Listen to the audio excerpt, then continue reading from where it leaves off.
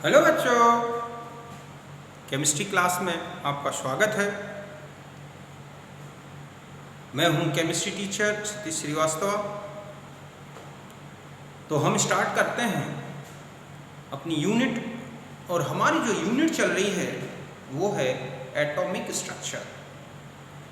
इससे पहले वाले वीडियो में मैंने बोर थ्योरी जो है या बोर एटॉमिक मॉडल जो है उसके पोस्टुलेट्स बताए हैं कंप्लीट। आज मैं इस मॉडल से रिलेटेड जो भी एक डेरिवेशन है, चाहे वो ऑर्बिट की रेडियस हो, चाहे इलेक्ट्रॉन की एनर्जी हो, ट्रांजिशन हो, हम इनको अलग अलग ऑर्डर में समझते हैं। आज मैं जो टॉपिक ले रहा हूँ वो है डिटर्मिनेशन ऑफ बोर रेडियस, या हम इसे कह सकते हैं distance between nucleus and orbit. मतलब है कि बोर कक्षा की त्रिज्या का निर्धारण। ठीक है, तो आज हम इसका डेरिवेशन लेते हैं। मतलब है कि जो बोर रेडियस है, ये रेडियस इस तरह से, ये जो डिस्टेंस है यहां से लेके यहां तक की जो डिस्टेंस है इसी हम बोर रेडियस बोलते हैं।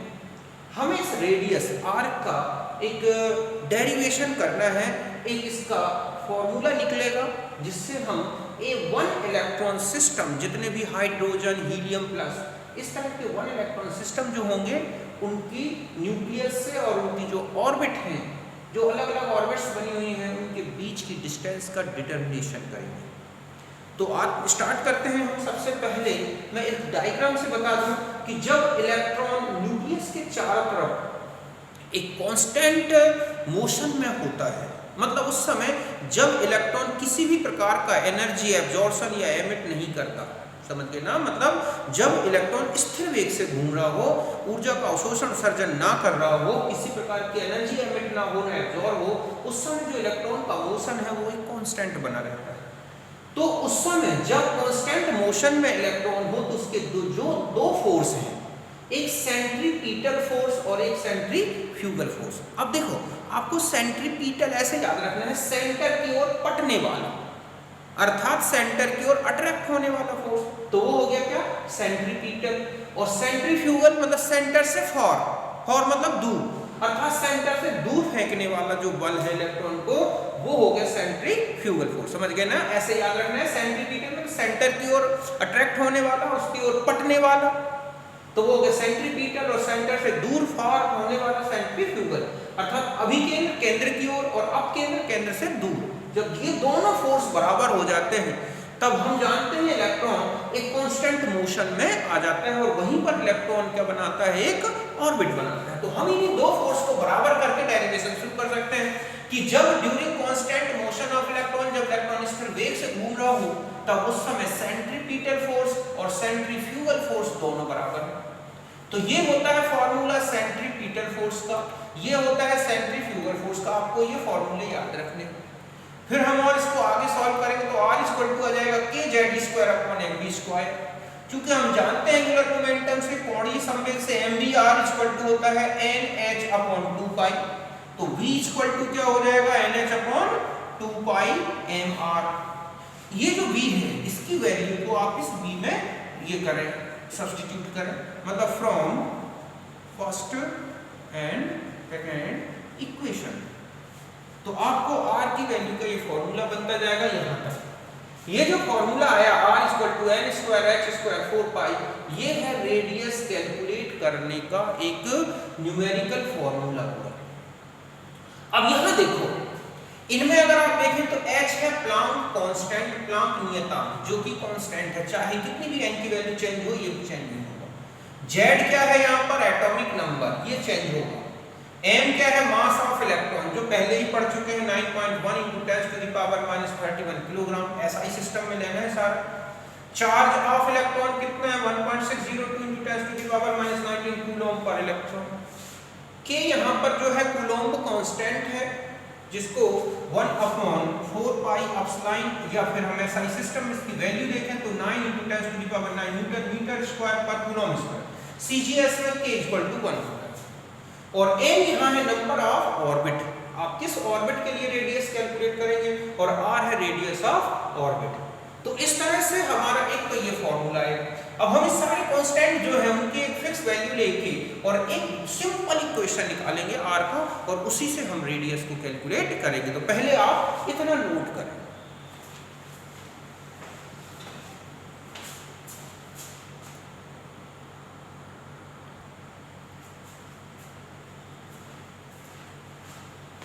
अब देखिए कि अगर हम और शॉर्ट में लें तो देखो अभी आपने जो इक्वेशन निकाला कि n square upon z into H square 4 पाई ई स्क्वायर के एम, तो यहाँ पर ये जो वैल्यूज आप देख रहे हैं ये कांस्टेंट है, मतलब ये कितना भी चेंज हो जाए ये कांस्टेंट वैल्यूज चेंज नहीं होंगी।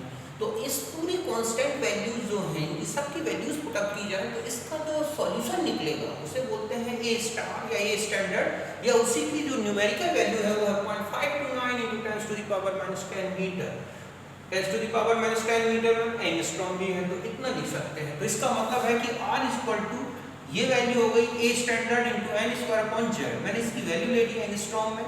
तो ये जो इक्वेशन बन गया, हम इसी से वन इलेक्ट्रॉन सिस्टम के विभिन्न ऑर्बिट्स जो है डिफरेंट ऑर्बिट्स उनका रेडियस कैलकुलेट करेंगे। अगर हम ये देखें कि रेडियस डायरेक्टली प्रोपोर्शनल दिख रही है कि ऑर्बिट का नंबर, अर्थात first orbit, second orbit, third orbit, जितना ज्यादा ऑर्बिट्स बढ़ते जाएंगे रेडियस बढ़ती जाएगी, अर्थात न्यूक्लियस से उसकी डिस्टेंस बढ़ती जाएगी। और जेड के इनवर्सली प्रोपोर्शनल दिख रहा है, क्यों? क्योंकि जेड ज्यादा अर्थात प्रोटॉन्स ज्यादा, न्यूक्लियर पावर ज्यादा, न्यूक्लियर अट्रैक्शन ज्यादा इलेक्ट्रॉन के रिस्पेक्ट में, तो ऐसे में क्या होगा, रेडियस कम हो जाएगी। अर्थात ऐसा अगर हम एन स्क्वायर और आर के बीच में ग्राफ लें तो इस तरह से स्ट्रेट लाइन आएगी, मतलब जैसे जैसे एन की वैल्यू बढ़ेगी आर बढ़ता जाएगा। ये 1/z और आर का भी देखें, ठीक है, डायरेक्टली प्रोपोर्शनल 1/z के दिख रहा है, तो इसका मतलब है कि जेड की वैल्यू अगर आप डिक्रीज करोगे तो आर इंक्रीज होगा, और अगर ये इंक्रीज करेंगे तो ये डिक्रीज होगा। और अगर हम देखें कि ratio of different radii of orbits, अलग अलग ऑर्बिट्स में मान लो एक ही सिस्टम है फॉर सेम स्पीसीज, देखो पहले तो ये फॉर्मूला बनेगा r1/r2, तो ये हो जाएगा n1 का square upon n2 square, z चूंकि इनवर्सली प्रोपोर्शनल दिख रहा है तो z1/z2, मतलब 1 कोई एक स्पीसीज, 2 कोई दूसरी स्पीसीज।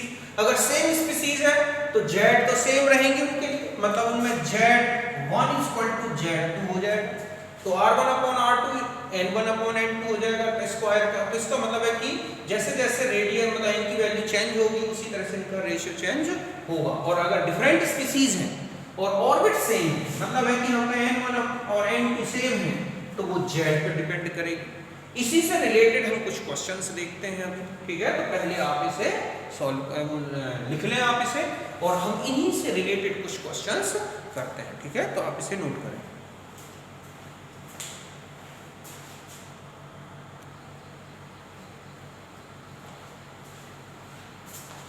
अब हम आते हैं बोर रेडियस से रिलेटेड कुछ क्वेश्चंस के बारे में। देखो पहला क्वेश्चन है कि calculate the radii of different orbits of hydrogen, अर्थात हाइड्रोजन की विभिन्न कक्षाओं की त्रिज्याएं निकालें। दूसरा क्वेश्चन है कि हाइड्रोजन की फर्स्ट ऑर्बिट और हीलियम की सेकंड ऑर्बिट की जो रेडियस है उनका रेशियो क्या हो, ठीक है, तो वो कैलकुलेट करना है। तीसरा है कि हमें हाइड्रोजन की सेकंड ऑर्बिट की सरकमफेरेंस कैलकुलेट करनी। तो देखो फर्स्ट क्वेश्चन में अगर हम देखें कि हमें हाइड्रोजन के डिफरेंट ऑर्बिट्स की रेडियस, विभिन्न कक्षाओं की त्रिज्याएं निकालनी है, तो हम जानते हैं कि हाइड्रोजन के लिए z की वैल्यू 1 होगी, हमें n की वैल्यू चेंज करनी है, फर्स्ट सेकंड थर्ड, इस तरह से जो अलग अलग ऑर्बिट्स आपसे पूछी गई हैं। फॉर्मूला आप जानते हैं 0.529 × n²/z, ये किस में लेना है हमें, ये है हमारा एंगस्ट्रॉम में फॉर्मूला, हम एंगस्ट्रॉम में कैलकुलेट करें। जैसे फर्स्ट ऑर्बिट, तो जब आप फर्स्ट ऑर्बिट लोगे तो फर्स्ट में n = कितना रखना है 1, तो जब z की वैल्यू 1 होती है हाइड्रोजन के लिए, n की वैल्यू 1 हो गई तो कितना आएगा r1 0.529 एंगस्ट्रॉम। r2 की वैल्यू है तो आप z की वैल्यू तो 1 ही रहेगी, केवल n की वैल्यू चेंज हो गई, 4 टाइम्स बढ़ गई। इसका मतलब है कि यहाँ पर n = कितना लिया है मैंने 2, सेकंड ऑर्बिट है तो सेकंड हो जाएगा। ऐसे ही थर्ड में यहाँ n = कितना रखना है थर्ड। तो इस तरह से आप देख रहे हैं कि लगातार n की जैसे जैसे वैल्यू बढ़ती जा रही है आप देख रहे हैं रेडियस बढ़ती जा रही है। मतलब फर्स्ट ऑर्बिट की 0.529 एंगस्ट्रॉम, तो आप देख रहे हैं कि ये 4 टाइम्स चेंज हो गई, सेकंड ऑर्बिट की, थर्ड ऑर्बिट की 9 टाइम्स हो गई। तो इसमें कई प्रकार के क्वेश्चन आता है। पहले पूछता है कि पहली और दूसरी ऑर्बिट में डिफरेंस कितने का है, पहले और तीसरी में कितने डिफरेंस आएगा रेडियस की, वैल्यूज में।